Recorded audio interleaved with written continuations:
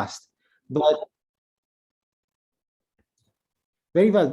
But how is it that this very complex, intricate thing, which is very obviously alive because it grows, it moves, it divides to form daughter cells, how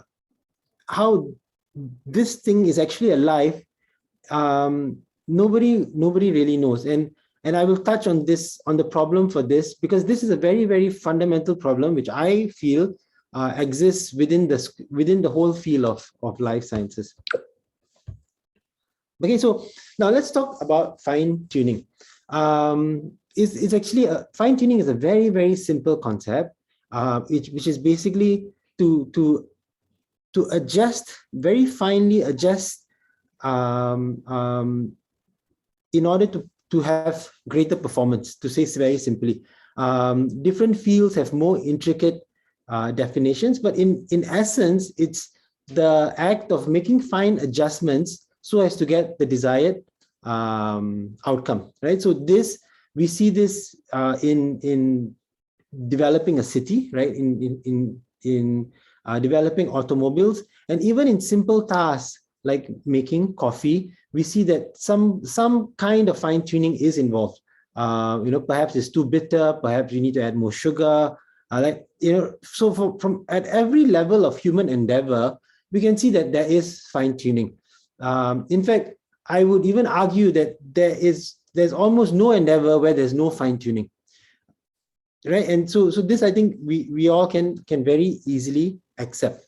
Now, if we look at the animals, we see that it is also there. So it's not just limited to human beings, but it's also present in animals. For example, it has been shown that chimpanzees and other primates are able to make different types of simple tools in order to get their food. So they would use sticks or long straws of grass, for example, to put into ant hills or ant nests in order to get the ant out as food. So this is one example.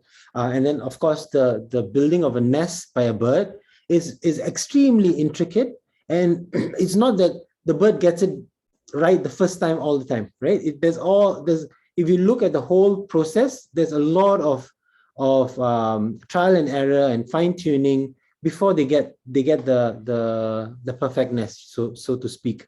And also in mice, even within the lab, scientists have shown that mice are able to learn, and this is not just limited to mice. The same has been shown with fruit flies, where they are able to learn a certain route within a maze, and over time they are actually able to get through the maze at a faster pace, right? So we see that this trait is very, very much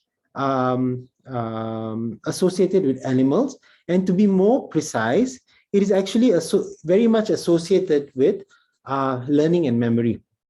It has been shown that, we go back to the mice or even the fruit fly, it has been shown that when certain parts of the brain, to be more specific, the hippocampus region of the brain, when those parts of the brain are affected in some way, right? Either certain genes associated with learning and memory are downregulated or knocked down, or if you actually make a dissection, we see that this phenomenon of being able to learn and fine-tune stops, right? The animal is not able to do this anymore. So we can safely say that this is very much present also in animals, but it is impaired when certain parts of the brain is blocked or hindered.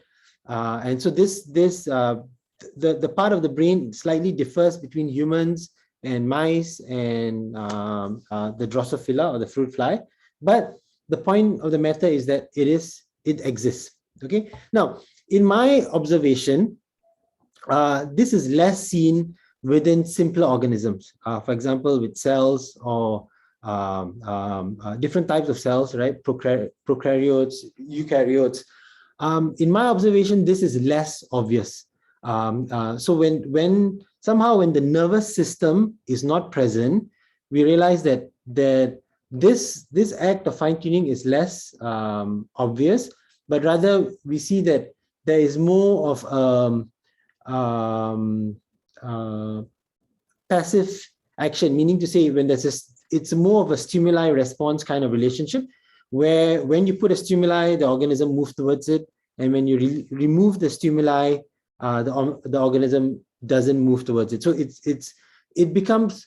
seems to indicate that has the intricacy of the organism and has the sophistication of the nervous system goes down to the point of there's no nervous system, there is lesser evidence of these kind of fine-tuning mechanisms within the organism. Now, I'm happy to discuss this further, because there are other schools of thought that say that on a subtle level it is still there, which I'm not arguing against, but I'm speaking when you look under the microscope, we see that this is less obvious. So it almost the cell almost becomes like a dust particle that is being bombarded by different molecules and moves around by Brownian motion. It almost becomes like that, even though the cell itself is alive. Okay, so now, we have looked at how humans, how animals, how and simpler organisms use fine-tuning, right? As they move about. So the summary is that the more higher the intellect, the more advanced the brain structure, the more sophisticated or intricate the whole fine-tuning mechanism they use. Okay, now let us look from another perspective, right? Let us look at from an outside perspective, and let's look at our creation. Let's look at the atoms. Let's look at the cells. Let's look at the universe, and let's see how much evidence of fine-tuning we can find. And I'm sure you know this answer already, that there's immense evidence of fine-tuning everywhere in nature, from as simple as the structure of an electron, right? Having the balance of positive and negative charges, having very specific proton weights, having very specific what is this called? Orbital theories that function that till to date nobody exactly knows how it's happening, but it is happening in a very precise way. And if any of these parameters change, the whole atom itself would collapse, right? So we see that even from as simple as an atom, there is such elaborate fine-tuning at work that to date humans are not able to fully comprehend, right? We all speak about the electron, but no one has actually seen the electron. We study the symptoms of the electron, but no one has really seen the electron. So we can understand, the point of the matter is that we can understand it's extremely complex. And biological systems, right? That takes the complexity to another level, because all these atoms are being applied in a very complex system that allows us to function the way we are functioning. Our brains, our memory, our feelings, our emotions, all of these are to a large extent dictated by different biological systems that if a certain parameter, for example, if a certain ionic channel within our brain does not function like it should function, we immediately suffer from different sickness. The same way, if we can see this a lot in stroke patients, for example, when a certain portion of the brain gets disrupted for whatever reason, we see that there's an impairment in our complete activity. In the same way, not just the nervous system, the same with the cardiac system, the same with our muscular system. Everything is so very precisely fine-tuned that if something were to be tweaked, everything else suffers, right? So all of these systems work very much together in order for us to be what we are, right? And the same, the way crystal structures form, the angles between, the angles between them, all of these things are very, very intricately designed in such a way that they have to work in a certain way. Look at our atmosphere. Our Earth and the moon is about the same distance from the sun, right? It's about the same distance. But if we were to live on the moon, we would either get frozen to death. I mean, apart from having oxygen and all that, we'd either get frozen or we'd get cooked. But we are comfortable on Earth. Why? Because we have an atmosphere that allows us to be comfortable here. The same, if you look at a lake during winter, the top of the lake may be frozen, but at the same time, we see that fish live underneath. Aquatic life goes on underneath, right? And the reason for this is because water has its highest density at 4 degrees Celsius, which while it freezes at 0 degrees. So at 4 degrees, the water is heavier, it goes down, and the top portion gets frozen. So all of these are so beautifully fine-tuned, such that life continues as it is. And then, of course, there's the principle of the golden ratio, where a lot of nature follows, that gives nature the beauty we see in nature, right? So this, like, I won't go into this because even I'm not an expert in this, but the point of the matter is that everything is so nicely fine-tuned in almost every aspect that we look at. So the picture on the right was taken just a few days ago by NASA, and I believe there should be 2 other pictures coming out if they have not come out already. So the picture on the left is our Milky Way galaxy, and we are supposed to be somewhere there, at least according to this article. But in this picture is I think 40 billion years back in time, right? This is a snapshot of, I think, like 40 billion years back in time, and what we see is, just like our Milky Way, we see many galaxies, right? So they were able to use infrared capture to capture many galaxies from the distant past, I should say, and it is shown that some of these galaxies actually bent, or at least they seem to be bending because of the strong gravitational pull of some of these celestial bodies. This is not my field. I don't understand it well enough. But the point of the matter is that all of these are being governed by very precise laws within the universe, right? And it is because of these precision, these fine-tuned precision, and these fine-tuned laws that things exist the way they exist, right?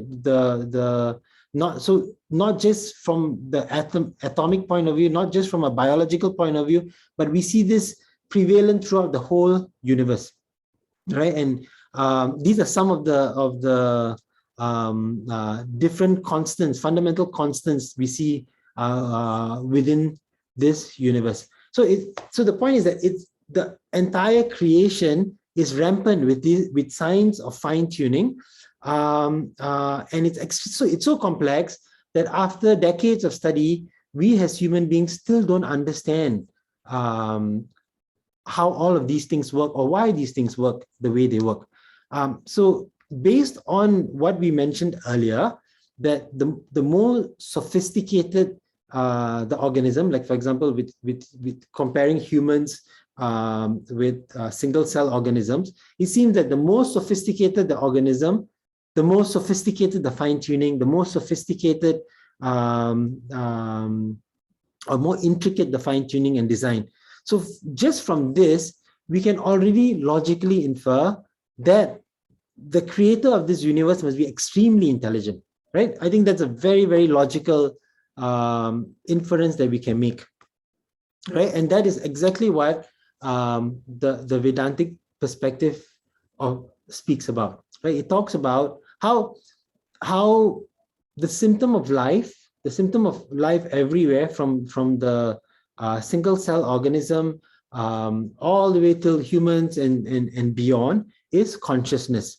And the higher the amount of consciousness that's being exhibited, so I'm talking about the exhibition of consciousness, not the consciousness of the higher the level of consciousness that's exhibited, we see there's more, in this case, there's more evidence of fine-tuning, but there's also there's more intricacies, there's more deeper in thinking, and we can see this even in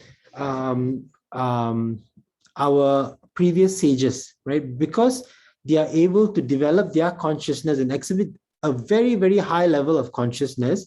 They are able to go into realms and perspectives that we cannot understand, right? And even I'll be very happy to discuss more about this. I don't want to go too much into detail here, but we can even see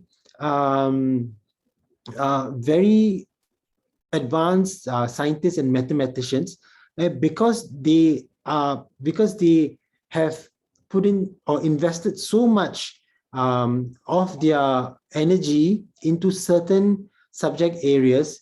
They are able to conceive of things that general mathematicians or scientists are not able to, right? So I think this just boils down to the fact that even if someone does not believe,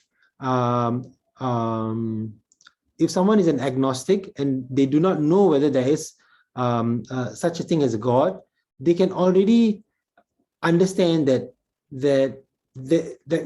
whoever or whatever created this universe must be extremely intelligent. Now we'll touch on this a little bit more in the coming slides. So from the Vedantic perspective, this is very, very clear, right? For example, the scripture called the Brahma Samhita speaks about this. Ishvara Parama Krishna Sachid Ananda Vigraha Nadir Adir Govinda Sarva Karana Karanam. Meaning to say that this prayer by Lord Brahma is saying that Krishna is the topmost God of gods, so to speak, to say in English, and that his entire being is not material, right? So this whole material world, everything is made of matter, including our bodies, right? As soon as a person passes away, the body starts to deteriorate. But here he's saying that, but the form of God is not made of matter.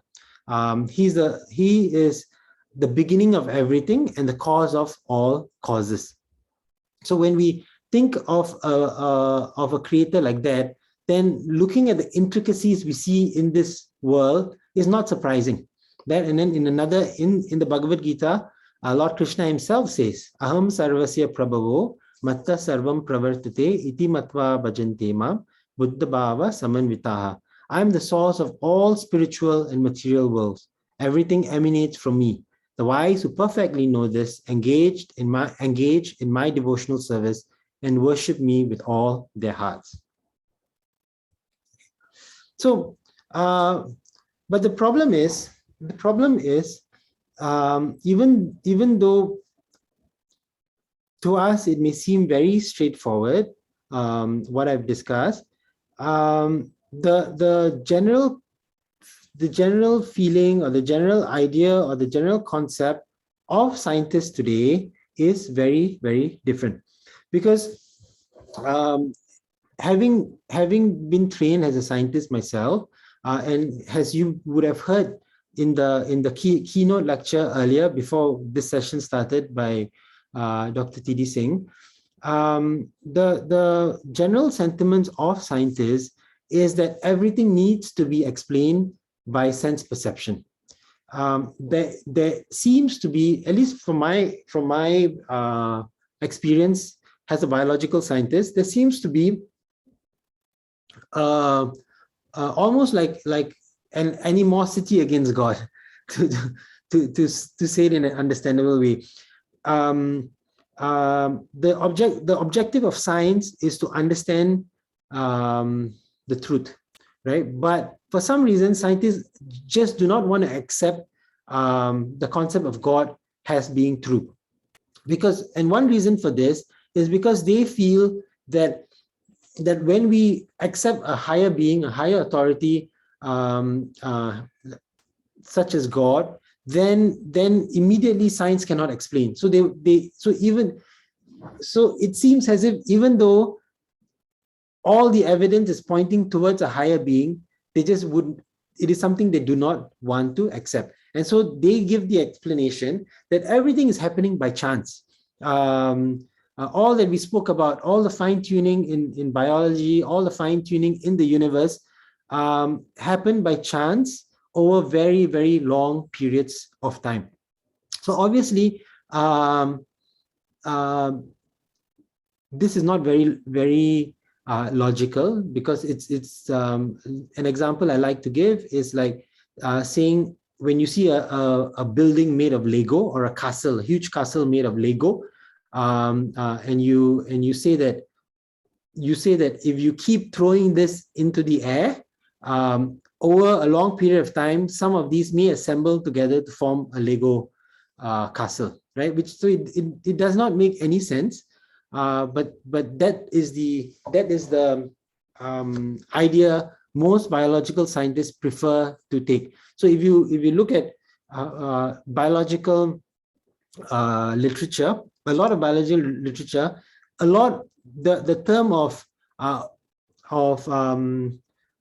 certain phenomenon evolved to become something, right? Or a certain pathway evolved to become the way it is very common. They would always use the term over time, over evolution, by mechanisms of evolution, certain properties have come about.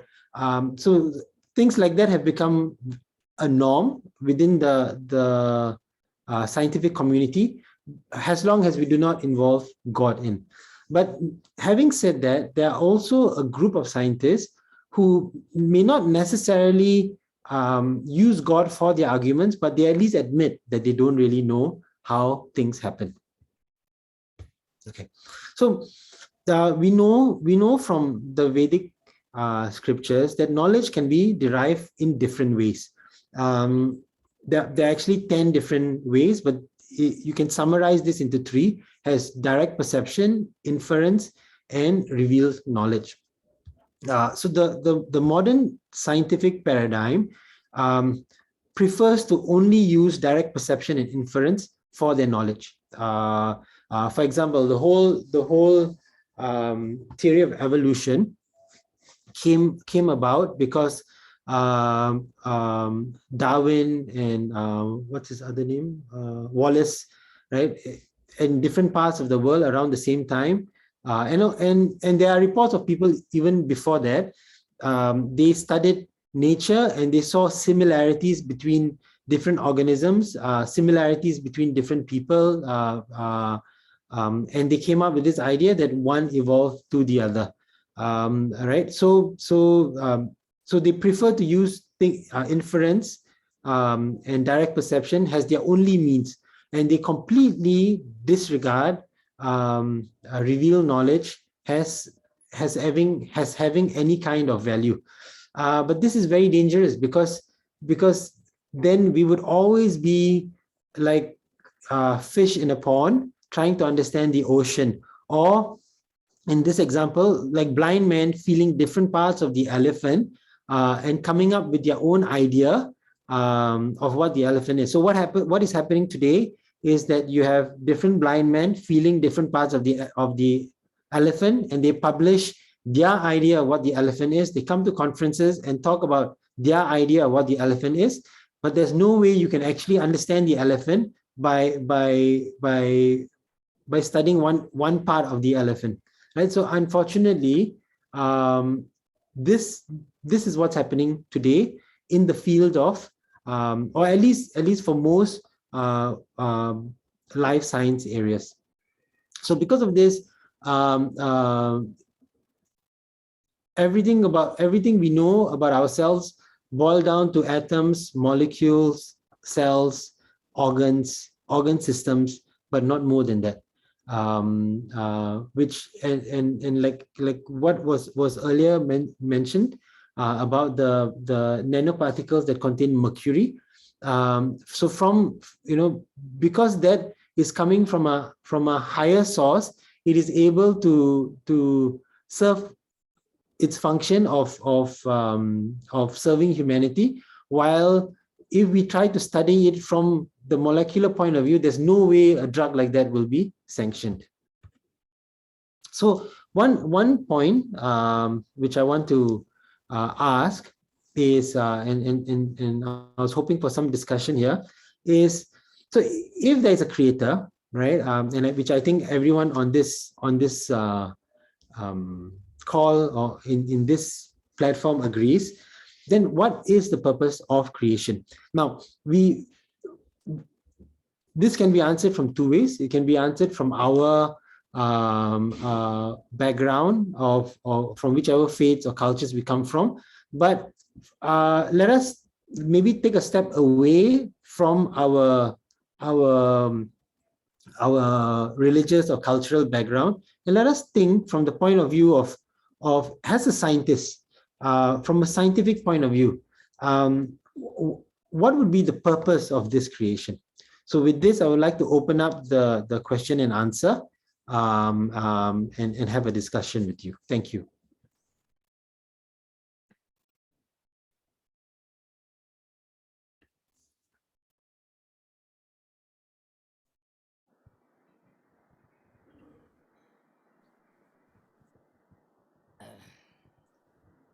Thank you, Kutty. What should I call you, Viknish or Kutty? My first name is Viknish. And I know that, yeah. Yeah, so Viknish is fine. Okay, fine.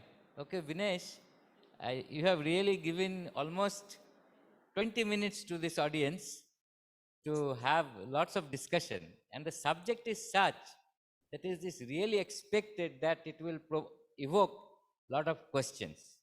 I already have questions on my hand, and I will read them out for you. And I invite the remaining audience to keep writing whatever the questions they have, and Viknish will try to discuss it. It's not a question of answering, we are discussing. So the first question is from Professor Anurag Mishra, University of Delhi. Question is, you have linked higher consciousness to more evidence of FT. Okay. Can you please elaborate it? That is the first. And how do you distinguish consciousness with higher consciousness? So he's describing consciousness having two levels, one lower, another higher, and wants you to distinguish between these two consciousness. Repeat, one is linking the higher consciousness with evidence of FT. Second, distinguish between the two consciousness. Okay. Please.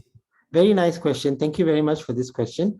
So the first question is linking higher consciousness with fine tuning. So it's not about having higher or lower consciousness, because according to the science of consciousness, consciousness is the symptom of the spiriton, right, or the soul. So so it's not about higher or lower consciousness, but what it is that different organisms exhibit different levels of consciousness. Let us see just within what we have experienced. The amount of consciousness exhibited by a plant is very different from the amount of consciousness exhibited by a mouse, which is very different from the amount of consciousness exhibited by a chimpanzee, which is very different from the level of consciousness exhibited by a human being. Do we agree with this? Anyone in the house agree with it? Or disagree? Or Anurag, do you agree with it? Yeah. Okay, Anurag agrees.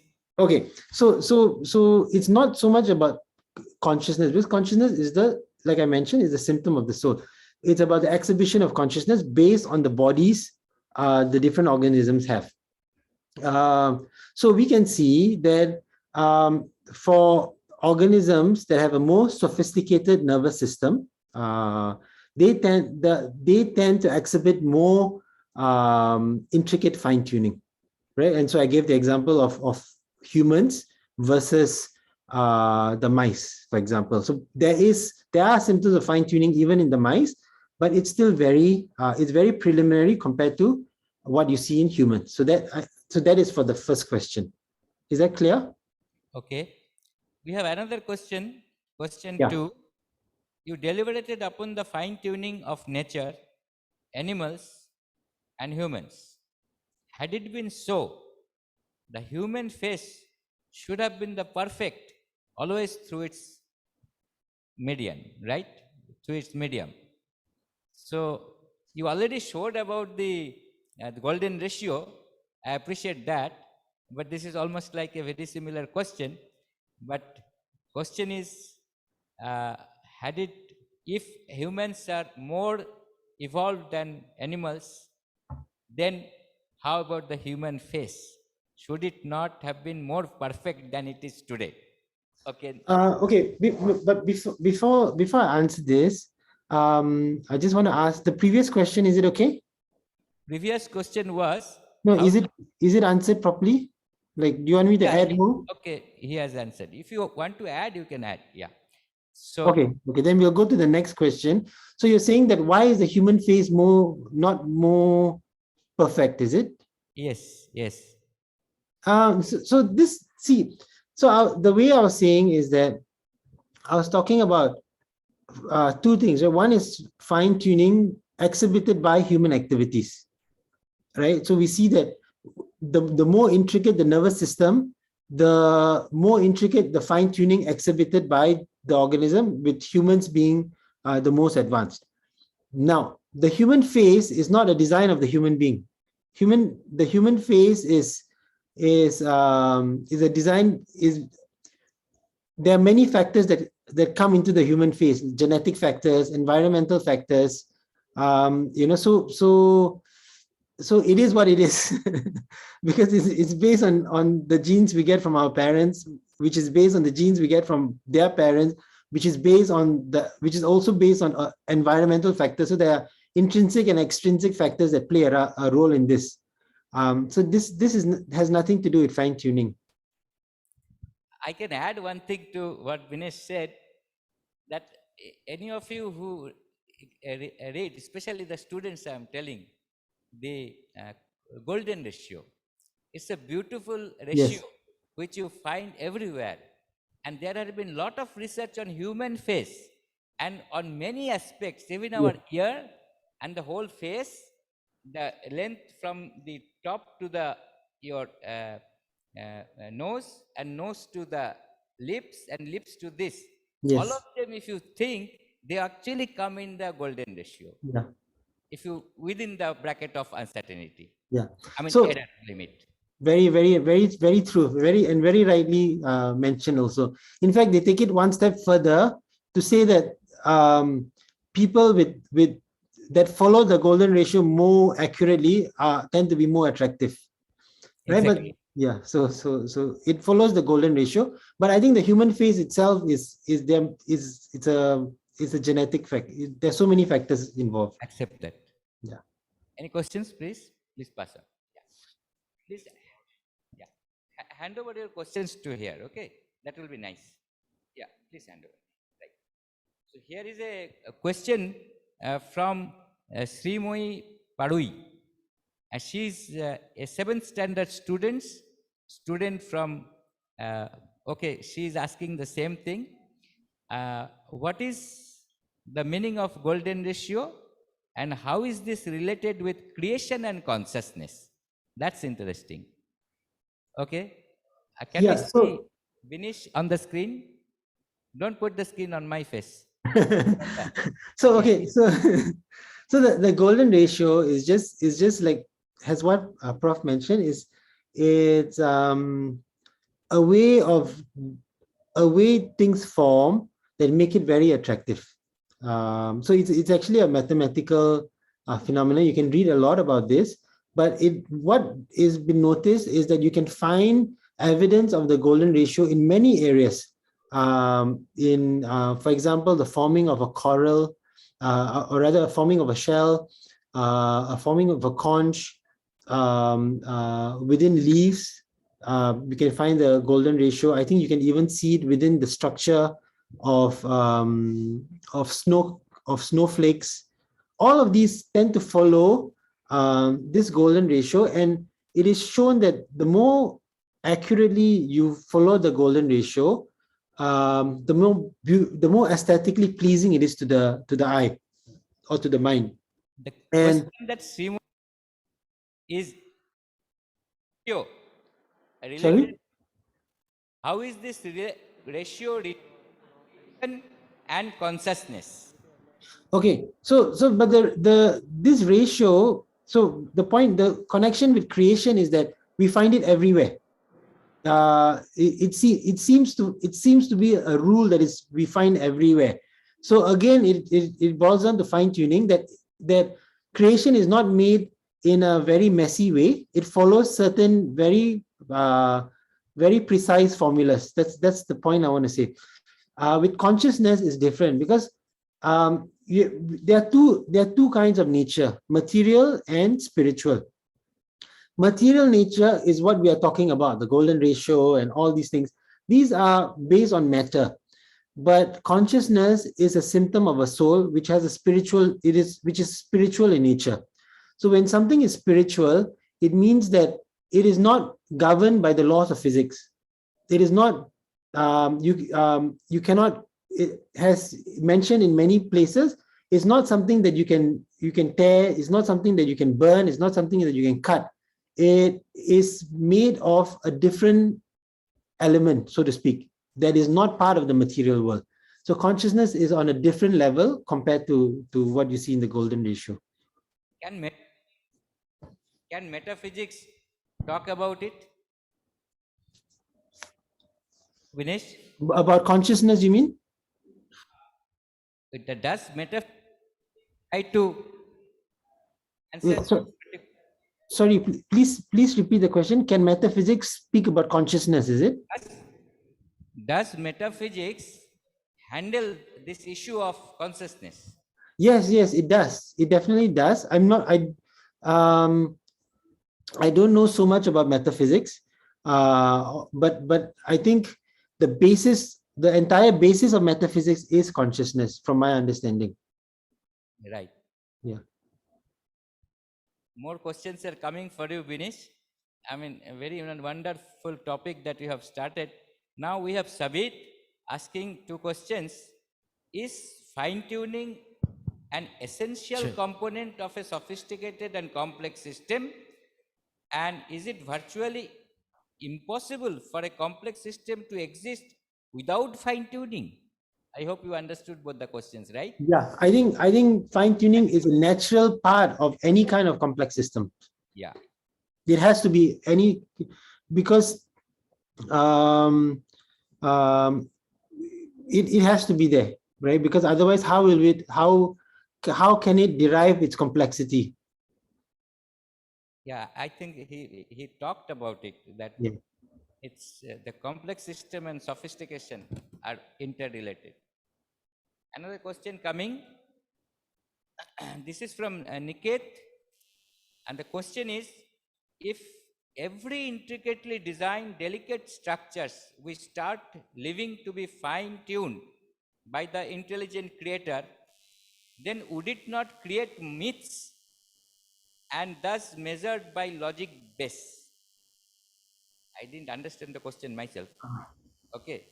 The question is something like, if every intricately designed delicate structures we start living to be fine-tuned, yes, every delicate structures are fine-tuned by the creator.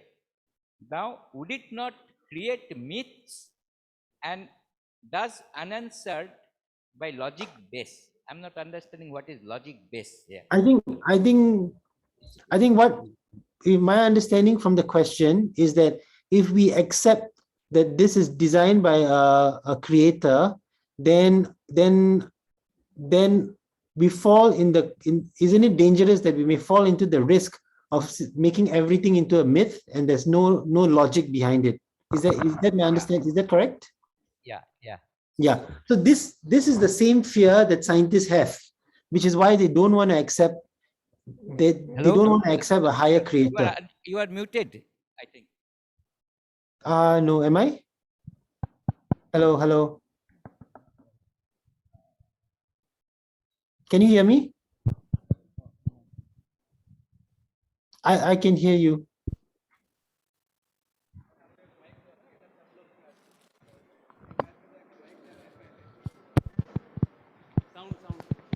Hello, hello, hello, hello, hello.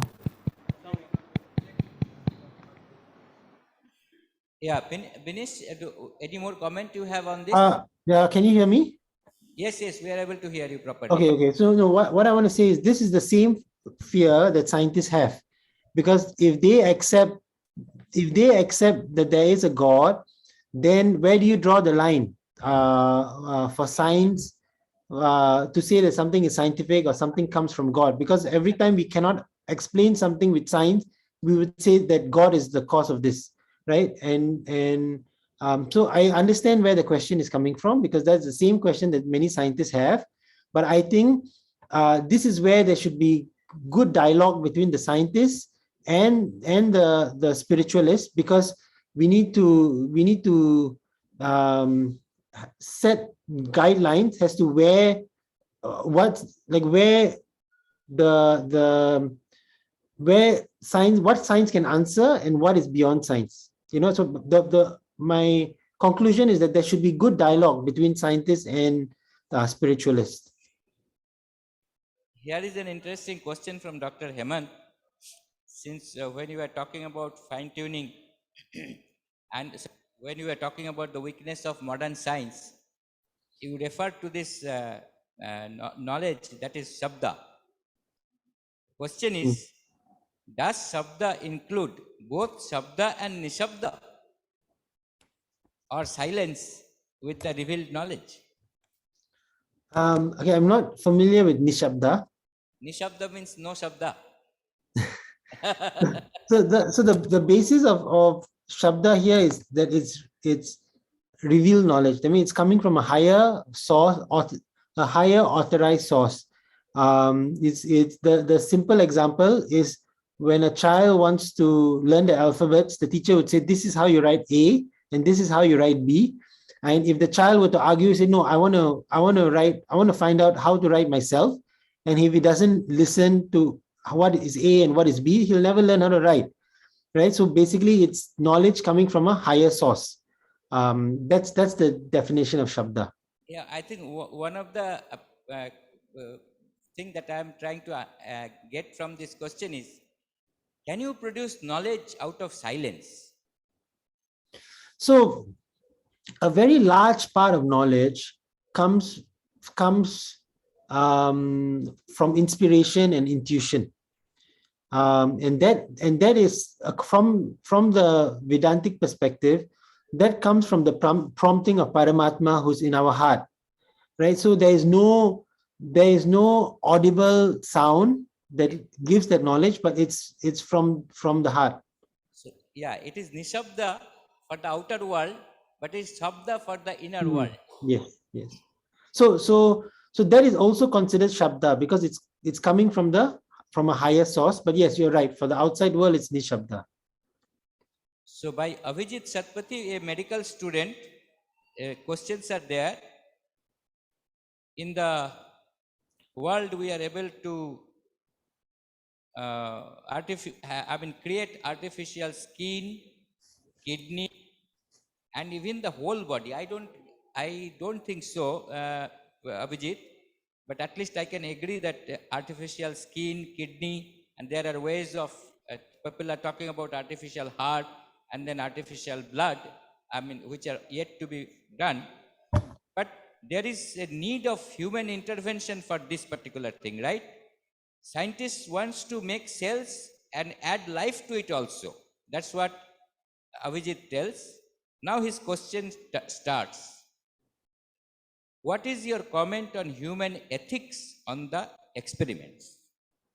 So to create a cell and to add life into it, in my opinion, is impossible.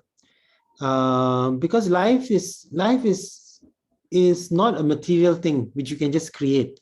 Life is a spiritual element. So you cannot just create that, right? You can manipulate material things, but you cannot create life. So now, with regard to artificial skin, yes, you can create artificial skin, but it's very different from the skin as we know. Because we have worked on artificial skin in the lab, and what we are doing is we are using cells and aligning cells in such a way to form skin, but it's still very different from natural skin, but it does its function. So in my opinion, this work like this should continue, but we should know our limits, that we cannot create life from nothing. A question which is very similar to this is that if human beings are able to create a life, then what will be the purpose of that life? so in my opinion, fundamentally, that's not possible. Yeah. Any more? Oh, we have more questions coming. Okay. Yeah. We have a question from a computational biology person, Dinesh Joshi. Is doing his MTech. Question is basically, how do you see the problem of central dogma of molecular biology? Yeah, I heard about it, yes. When the genes are transcribed to the mRNA, then the mRNA is translated to the peptide chain, yes. But for this translation to occur, other transfer RNAs are required. Yeah. Translate the mRNA into amino acid and so on and so forth. Okay. And this is a chicken and egg problem that also he admits. Now, how do you see this? So this chicken and egg problem related to DNA and Yeah. then mRNA, that whole thing. Central Yeah. dogma. Basically, it's a question on central dogma. Yeah. So basically, it's, from DNA to RNA, RNA to protein, right? But from DNA to RNA and RNA to protein, you still need proteins and RNAs to be involved. So how did those come about before? Like you mentioned, it's a chicken and egg question. So it's obvious that the central dogma of molecular biology does not hold. Because if you break it down into the mechanistic model, that one came from the other, then there is a problem, right? So there are many theories revolving around this. There's like RNA theories, and there's how after the whole central dogma was established, then certain RNAs disintegrated and things like that. So the point is, nobody really knows.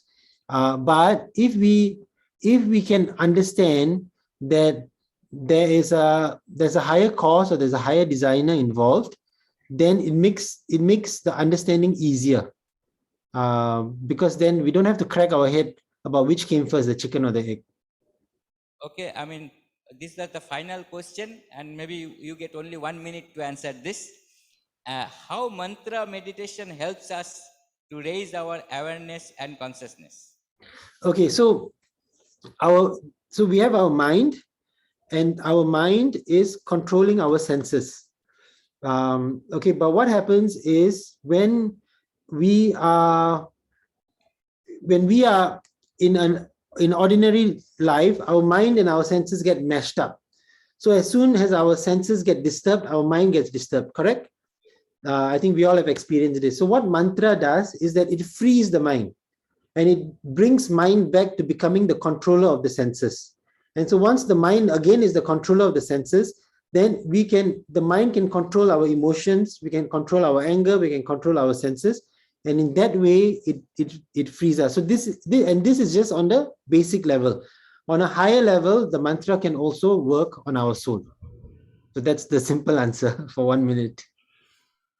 Okay, I mean, that was an interesting session with a lot of questions and a very nice presentation by Viknish. And on behalf of the summer school team and on my own personal behalf, I propose that we thank Viknish, sorry, I'm telling, it is Viknish, okay? Yes. I prefer to call you Krishanan or Kutty. Okay. And next time when I am in Singapore, definitely I will visit you. Please do. Please do. Sure, sure. We visited NTU and NUS very recently. Okay. So let us propose this vote of thanks and our heartfelt thanks to Viknish, who has elaborated this difficult concept of sail to universe, the beauty and fine tuning. So please join me in thanking him in our own way.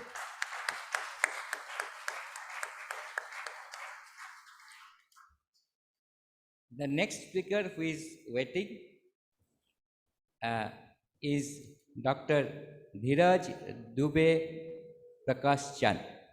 Dr. Dheeraj, are you online?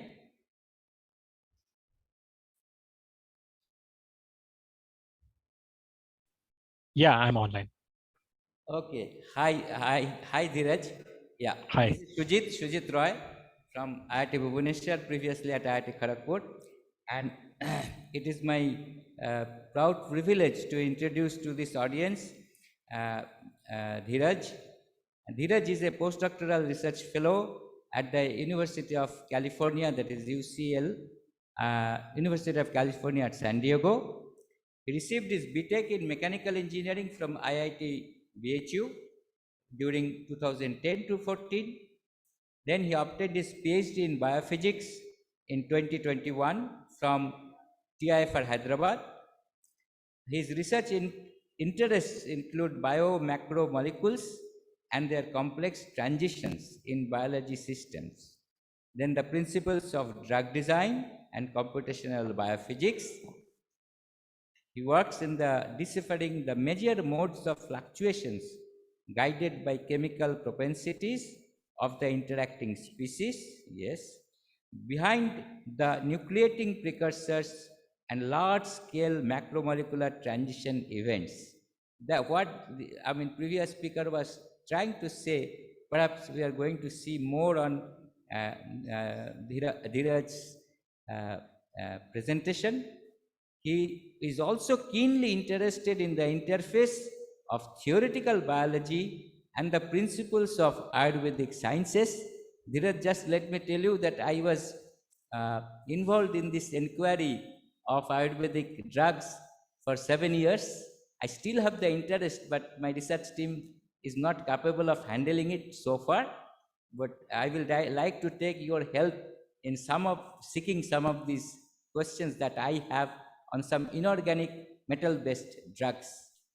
So, ladies and gentlemen, the topic on which Dr. Dheeraj will be speaking is revisiting the non-reductionistic Ayurvedic approach in light of modern biophysics. A very appropriate talk for this school. Dheeraj, over to you. Thank you so much, sir. Am I audible? Hello? Yeah, hello. Okay, you are audible. Okay. Just let me add that we'll give you 40 minutes time, and yes, after which I will try to give you a signal, sure, and you will have 5 more minutes. But because this is summer school and a lot of students are there, so we would like to have at least 15 minutes of discussion time. So your 40 minutes starts now. Thank you, sir. Thank you so much for the kind introduction. I would like to give a small disclaimer before starting. So I am basically new to the topic that I am trying to present today. And my main purpose is to learn more about this subject matter. So I would highly appreciate any minor or major critical comments coming from the respected audience. And there are 1 or 2 questions from my side, which I shall try to post during the course of my talk, if I remember them. And yeah, so I would like to start off with these 2 definitions of health, one by WHO and the other by Ayurveda. So WHO defines health as a state of complete well-being, consisting of physical, mental, social well-being, along with the absence of disease or or infirmity, while Ayurveda chooses to describe health as a balanced and connectedness between body, mind, spirit, and environment. So there are a couple of differences between these two viewpoints that I would like to point out. Amongst them, the major one is the absence of disease or infirmity, which is mentioned in the WHO definition and not in Ayurveda definition. The another very important point is that balance and connectedness that is mentioned in Ayurveda. We will realize this during the talk, and I will try to bring up this point of balance and connectedness again. And having said that, I would like to bring out this important point of Sorry to interrupt you. Can you put it yes. on full screen? Okay. Is it on full screen? I think so. This is yeah. This is the full screen. Okay. Yeah. So yeah, I would like to begin by talking about the concept of reductionistic approach in modern medical practice. This is a practice of analytical evaluation of the natural world by the divide and conquer approach. The basic assumption being that the the complex problems are solvable by dividing them into smaller, simpler, and thus more tractable units. Since quite long, reductionism has been pervading almost all the major scientific disciplines and has been responsible for the tremendous success as well. Still, there are certain limits to reductionism, and an alternative explanation must be sought to complement it. In case of biology, an alternative view has emerged where the problems are approached through systems perspective rather than dividing a complex problem into its component parts. The systems perspective basically appreciates the holistic and the composite characteristics of a problem and evaluates the problem with the use of computational and mathematical tools. The systems perspective is rooted in the assumption that the forest as a whole cannot be explained by studying the trees individually. So, while the implementation of clinical medicine is systems oriented, the science of clinical medicine is fundamentally reductionistic. This is shown in four prominent practices in medicines. The number one being the focus on a singular dominant factor, emphasis on a homeostasis, inexact risk modification, and the fourth one being the additive treatments. I'll try to speak on each of these points. So much like a mechanic who repairs a broken car by locating the defective part, physicians typically treat disease by identifying the isolatable abnormality.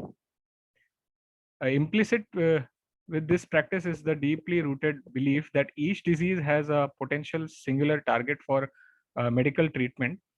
For infection, the target is pathogen. For cancer, it is tumor. And for gastrointestinal bleeding, it is the bleeding vessel or ulcer. This approach leaves little room for contextual information. Suppose, for example, a young immunocompromised man with pneumonia usually gets the same antibiotic treatment as an elderly woman with the same infection. The disease and not the person becomes affected by this treatment and becomes the central focus of the treatment. Our contemporary analytical tools are simply not designed to address more complex questions, and thus questions such as how do a person's sleeping habits, diet, living condition, comfort, comorbidities, and stress collectively contribute to a particular disease remain largely unanswered. The another problem faced in medical science is an overemphasis on homeostasis. Homeostasis is a remarkable idea introduced by Claude Bernard and Walter B. Cannon, which is basically the ability of the body to maintain the stability when exposed to stresses. Incorporated into clinical practice, illness is defined as a failed homeostatic mechanism And treatment requires physicians to substitute for this failed mechanism by correcting deviations and placing the parameters within the normal range.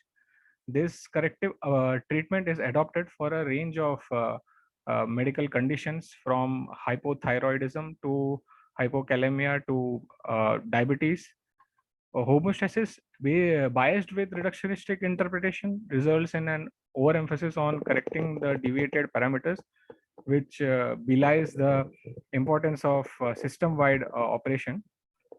There may be either alternate or less intuitive targets that may be more effective. Also, correction of the deviated parameters may itself have harmful system-wide effects. Basically, homeostasis is the ability of the system to maintain stability and robustness. The smaller units that we consider in reductionistic approach could have a dynamic interplay and could still maintain the overall system-wide stability. And here by robustness, I mean the capability of the system to perform normally, even when it is exposed to external perturbations.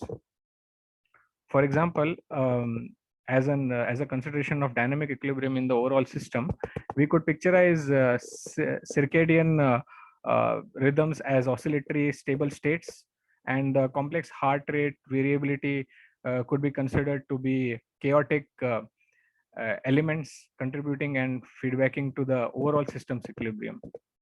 So overall, we could have homeodynamics instead of homeostatic in the system. Inexact risk modification. So attempts are basically made to identify and single out the precursor factors for a disease with certainty. The common unidimensional one risk factor to one disease approach used in medical epidemiology, however, has several limitations. For example, hypertension is considered to be a risk factor for coronary heart disease. Based on Framingham study, it is suggested that individuals with systolic blood pressure greater than 140 should get pharmacological and lifestyle treatment. But these kinds of study only measure a chance of acquiring that disease. Now, a country can have 70% of population having blood pressure lower than 140, and this population will have a higher cases of coronary heart disease because of the huge sample size, that is the 70% of the country's population. Majority of the people from the remaining 30% population might not at all get coronary heart disease, and this is what leads us to something called prevention paradox. And this leads to twofold problem. Number one, people taking medicine of the prescription based on the statistical study might not get heart disease, but could develop some other side effects from the preventive medicines.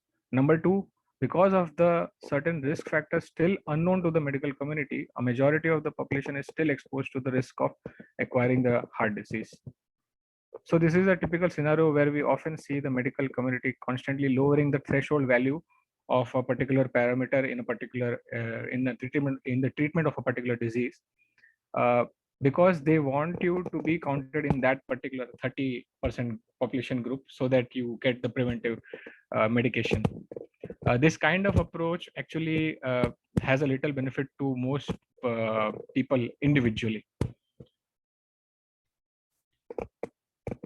The fourth problem that we face is in reductionistic approach is this additive treatments. So multiple problems in a system are typically tackled piece by piece, and even in each problem is basically partitioned and addressed individually. So for example, in coronary heart disease, each known risk factor is addressed individually, whether it is hyperlipidemia or hypertension. The strategy is also extended to coexisting diseases if the same person is having multiple diseases, such as hypothyroidism, along with diabetes, along with coronary heart disease. Each disease is treated individually as if the treatment of one disorder has minimal or no effect on the treatment of another. While this approach is easily executable in clinical practice, it neglects the the complex interplay between the disease and the treatment. The assumption is that the result of the treatments are additive rather than non-linear. So I would like to summarize the 4 points and that we just discussed. And so in reductionistic approach, normalcy is considered to be healthy, as it was stated in the WHO definition, which says that it's a complete all-round well-being in terms of social, mental, and physical um, well-being. So normalcy is appreciated in reductionistic approach, while in system-oriented approach, robustness is given more importance, which means the system should be able to perform well even under external stresses. So in reductionist, so basically this means that the parameters and the indicators, medical indicators and parameters that we are trying to track for a particular disease may not be in a range, but but if the person is able to function, the various functionality of the body is still perfect, that is called robustness, and that is appreciated. So in reductionism, basically treatment involves risk reduction, while in systems oriented approach, adaptability and the plasticity of the system is appreciated. And in many scenarios, even if the parameters and indicators are out of range, if the robustness is maintained, the person may not require the treatment. Reductionism requires the bodily system to be homeostatic, while in systems oriented approach, it is supposed to be homeodynamic. Reductionism requires singling out one causative factor, while in systems oriented approach, multiple factors can be accommodated in the model to assess the robust dynamics of the system. And so finally, in reductionism, the system's behavior is expected to be linear, predictable, and frequently deterministic. While in a systems oriented approach, we allow the system to have non-linear and sensitive to initial conditions, stochastic and chaotic behavior.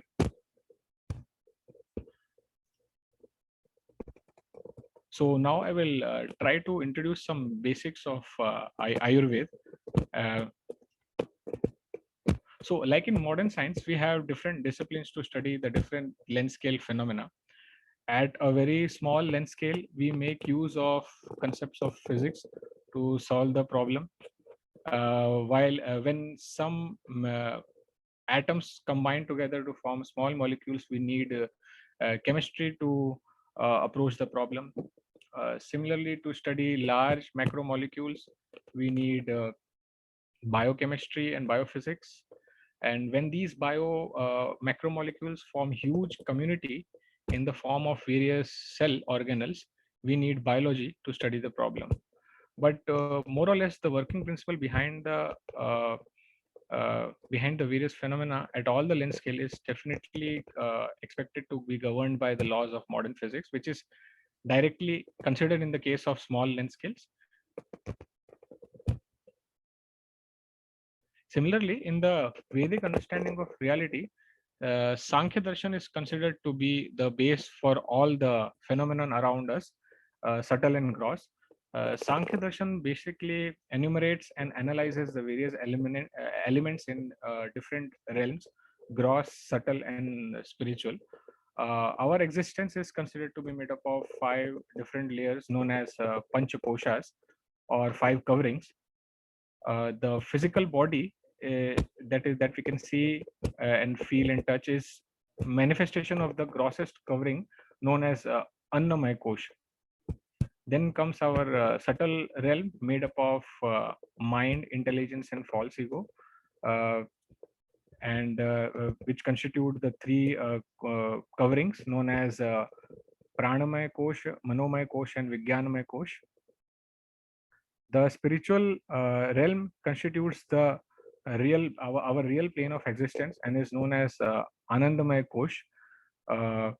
Ayurveda mainly deals with the imbalances of the gross realm, and there are different disciplines in Vedic system of knowledge to deal with different imbalances. Like for dealing with the imbalances in the subtle realm of mind, intelligence, and false ego, we have these practices of yoga, pranayam, and yamaniyam. Similarly, for restoring the spiritual balance, we need dhyan, sadhana, and mantra meditation. Uh,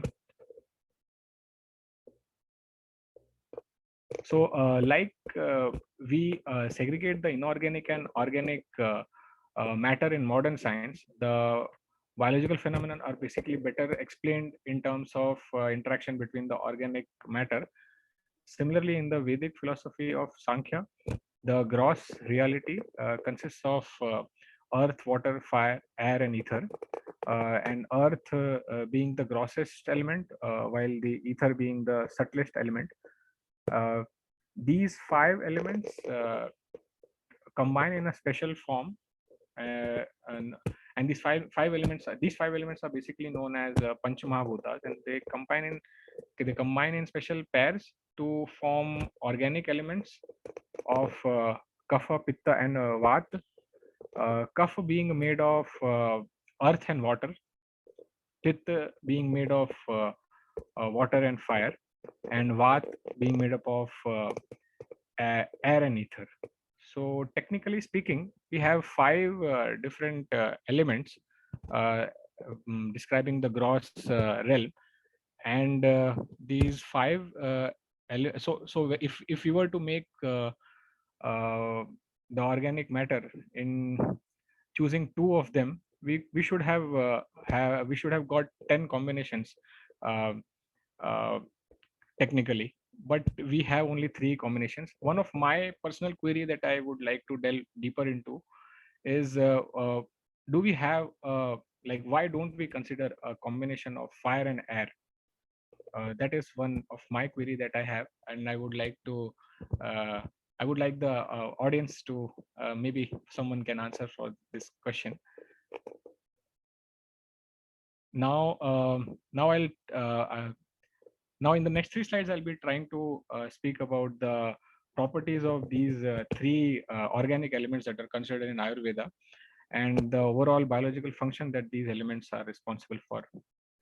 So, so the first one is the subtlest among three that I'm trying to consider, and there is a shloka from Ashtanga Hridayam. So this is a scripture, and the first chapter, the 10th shloka of this book called Ashtanga Hridayam describes the various properties of Vata element.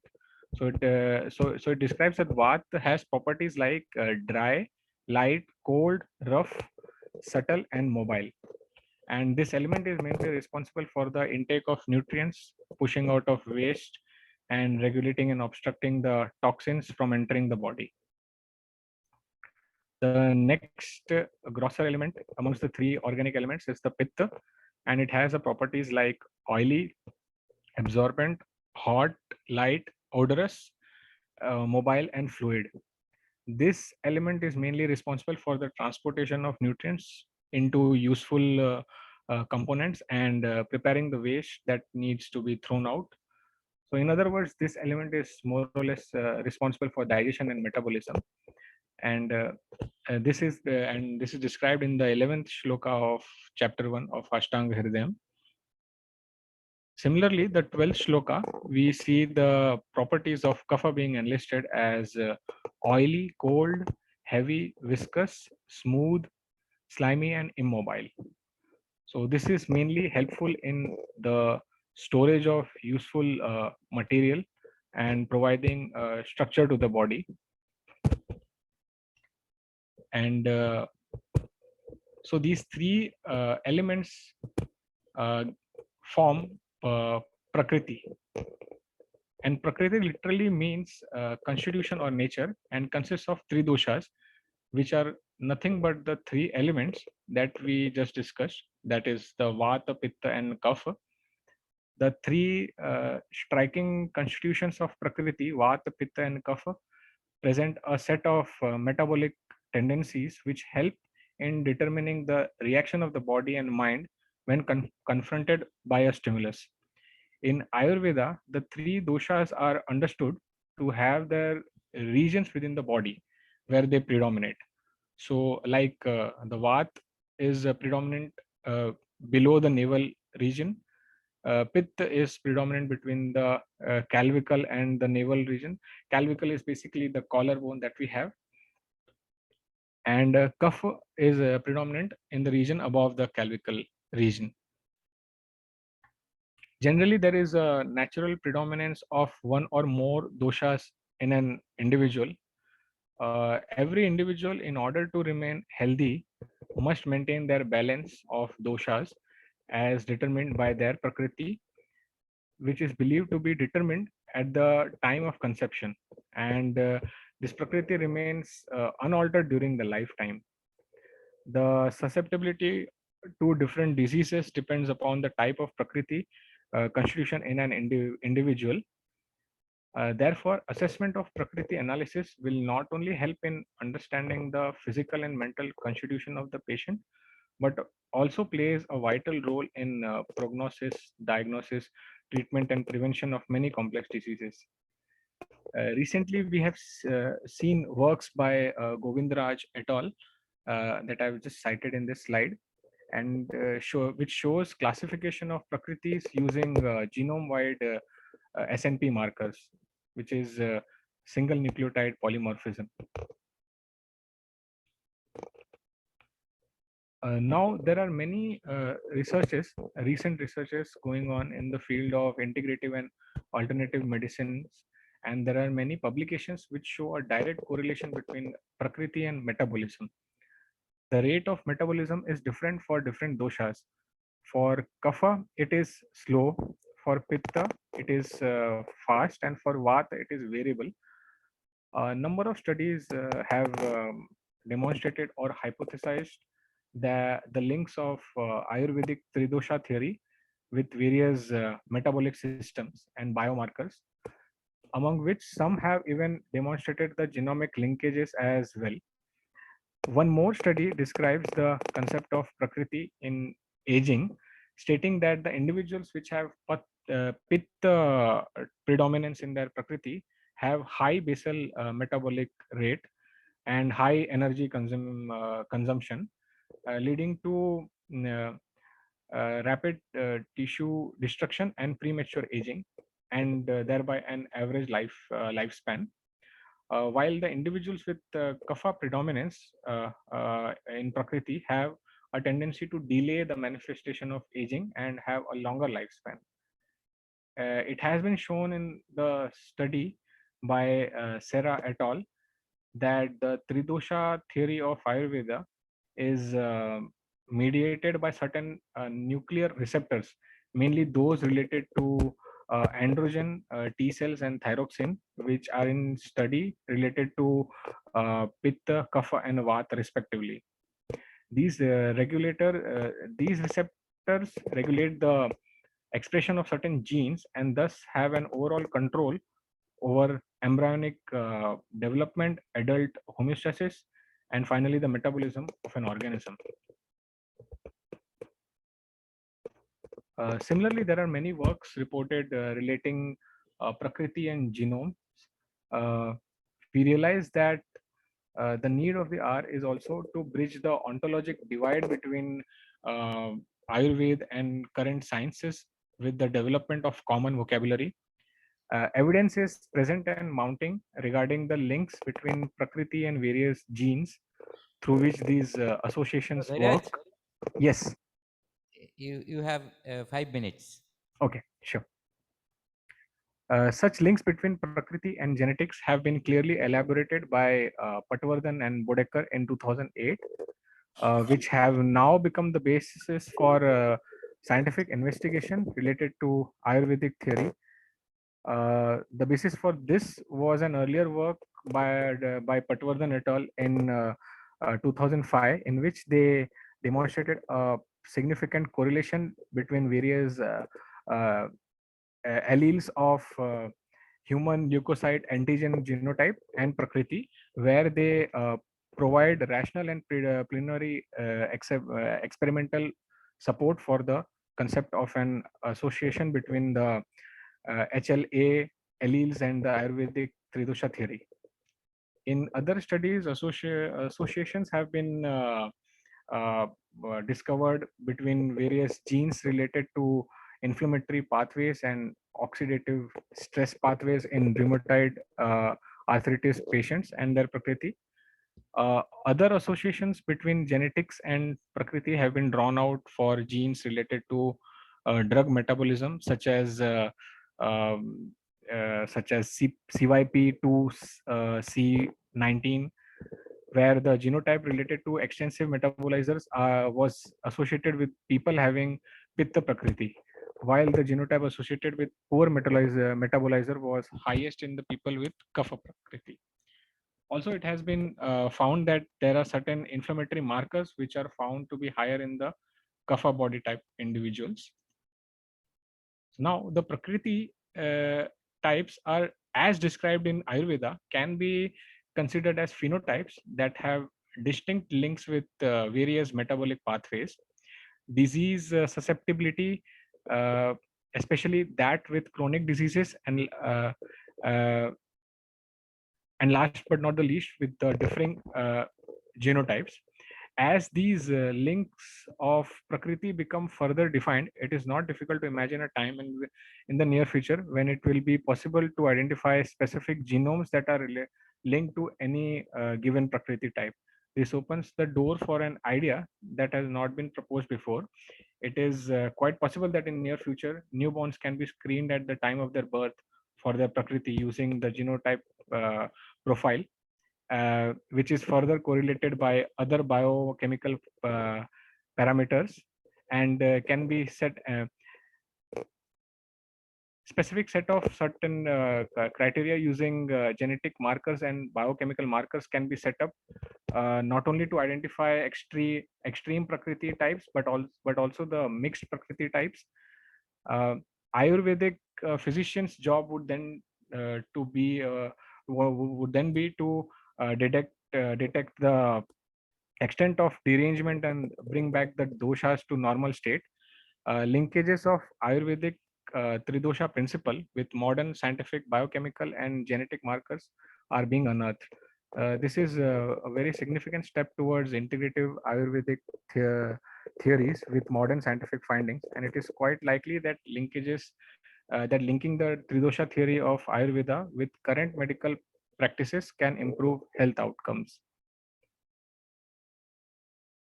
So I would like to move towards the some of the realizations that are important. Like one of them is like looking at all these correlations that we are getting. We should not get carried away, and we should realize that correlation is not always it does not always bring out causation. So while doing these kinds of research, we should have that rigorous scientific temperament to to to understand these different correlations that we are trying to unearth. The another realization that I wanted to share in this while I was trying to prepare this talk was that so this is basically what Ayurveda will ultimately make you realize, or anyone who is studying it will realize that we are not the body and we do not have a soul, but we are the soul and we have the body. So this way, this different perspective that we have for towards health will definitely have positive effect and will help improve the healthcare system. Uh, and these are some of the references that I made use while preparing this talk. And I deeply appreciate your patience. Thank you.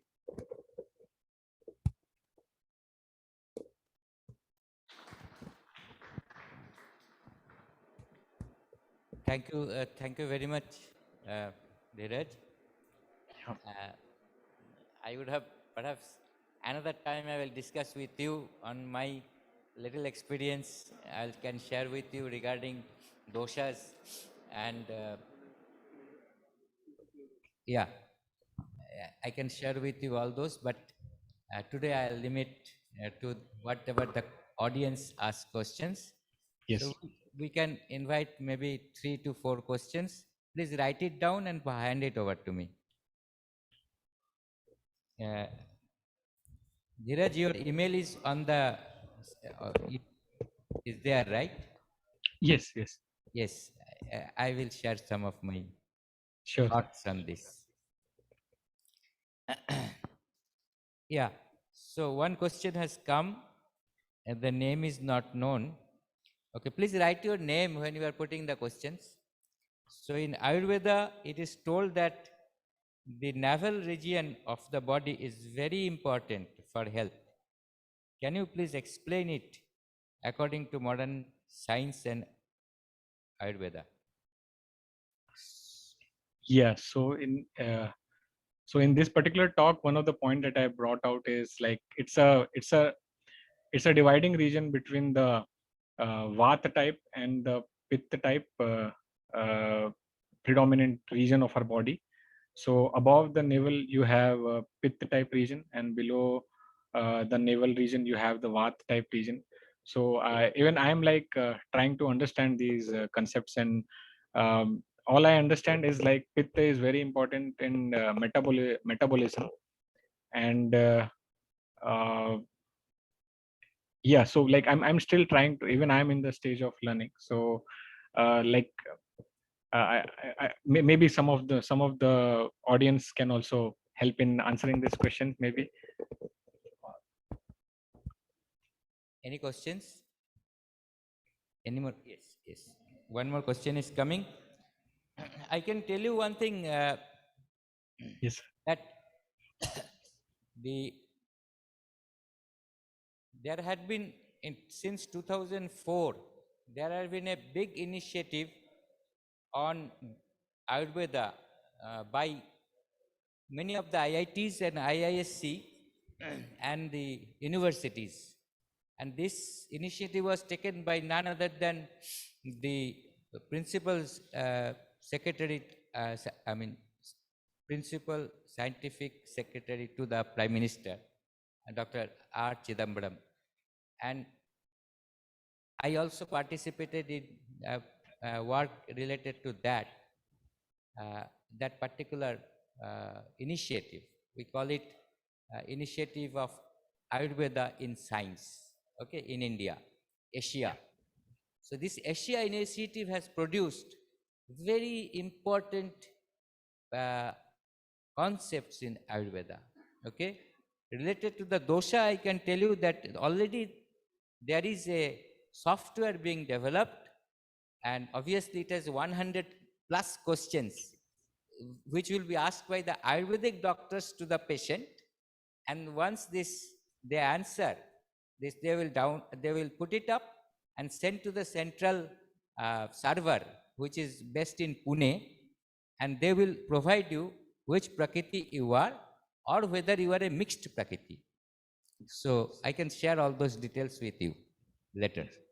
So here is a question from Anurag Mishra. What do you think should be done to enable Ayurveda to take up critical emergencies?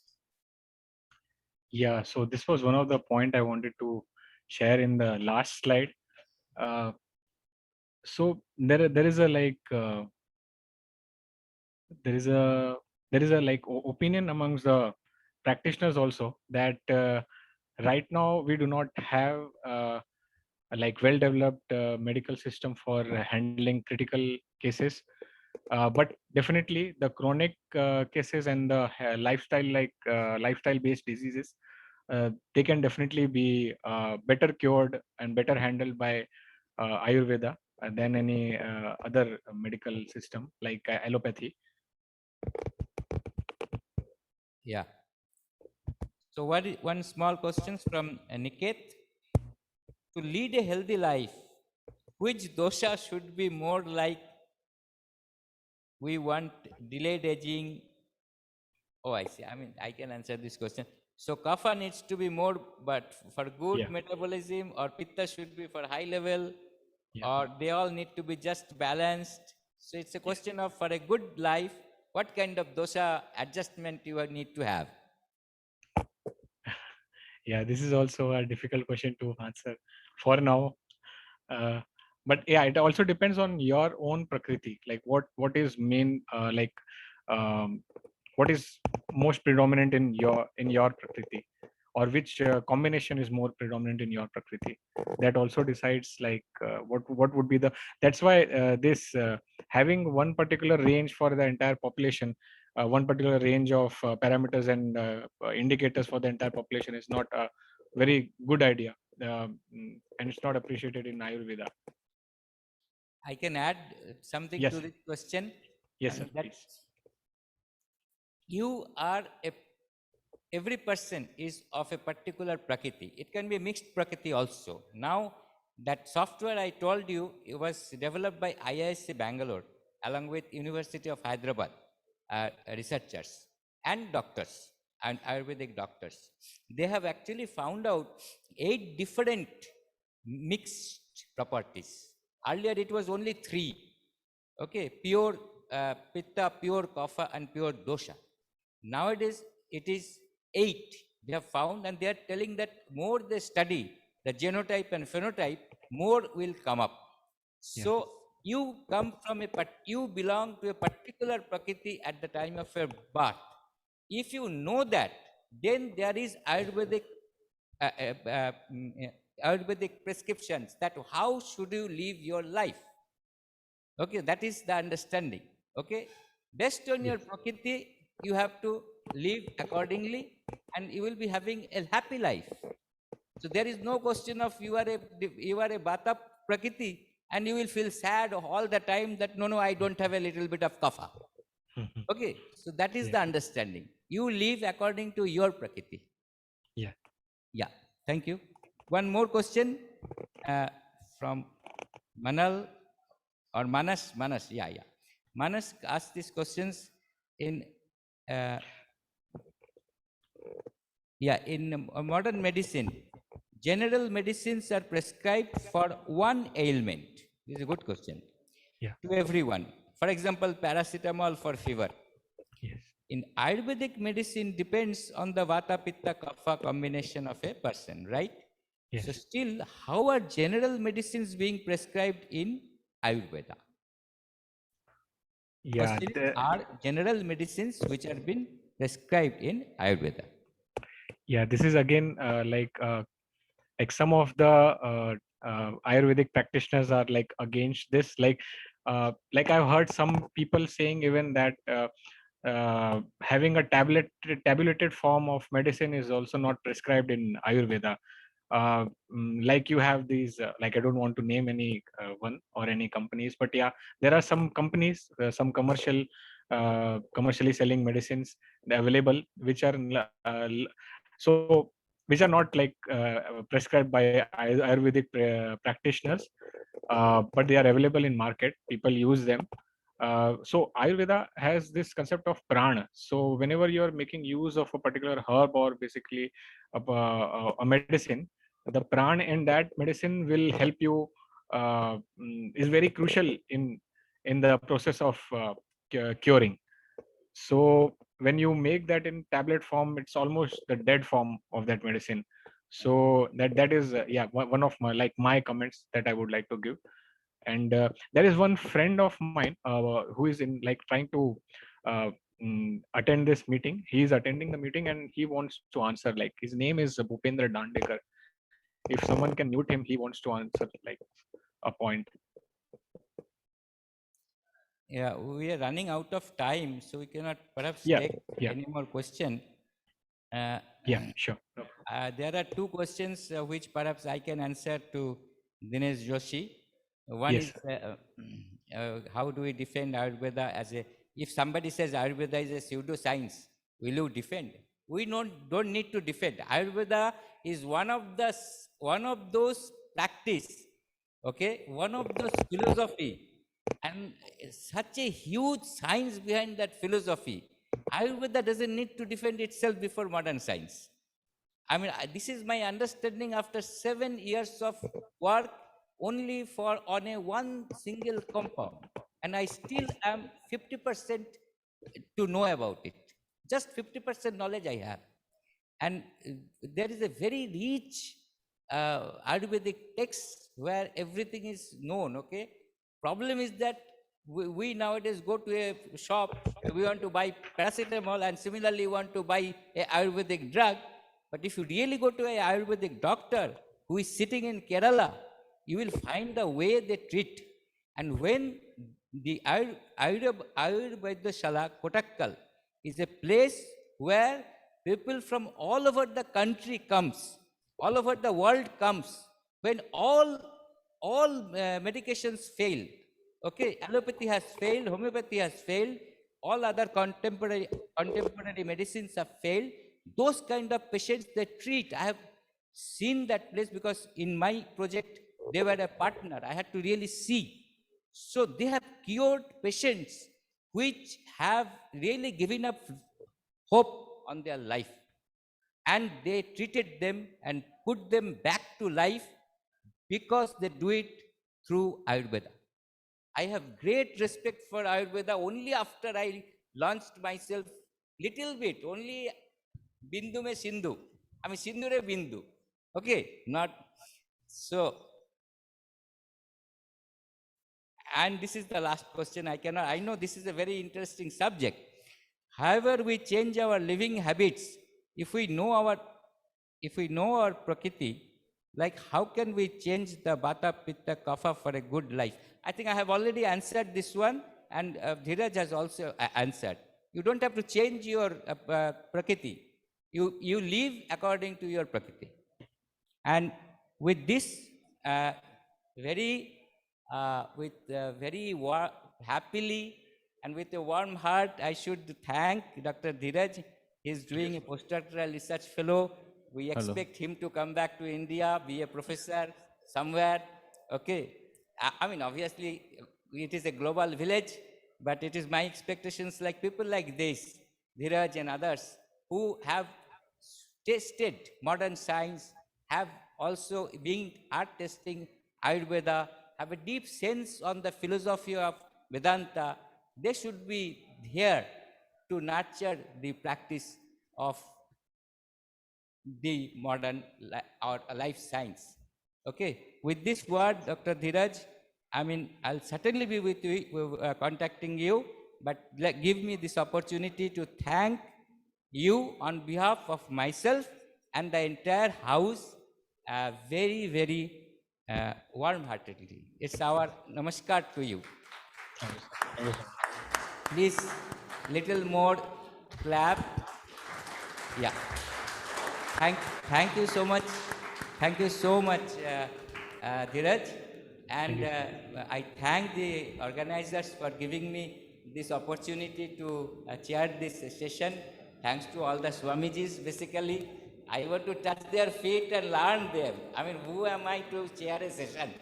Okay? It's really ridiculous that I will be chairing a session instead of Varun Agarwal or Basudev Rao or others. Okay? So anyway, most humbly, I have chaired it, and I feel very happy that I'm part of this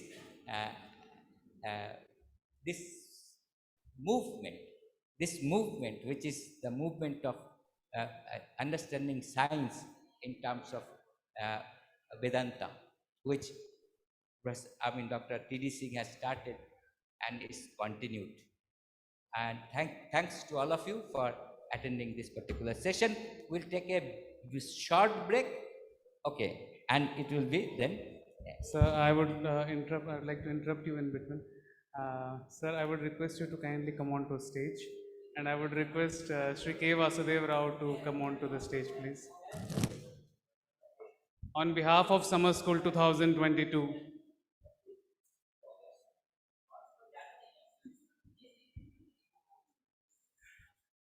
On behalf of Summer School 2022, I would request Sri K. Vasudev Rao and Sri Varun Agarwalji to kindly present a small token of appreciation to Professor Sujit Roy.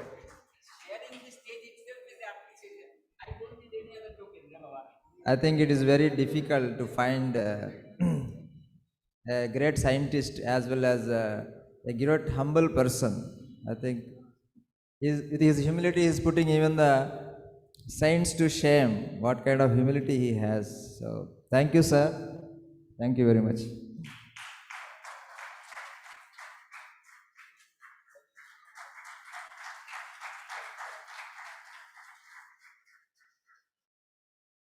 if it is my office.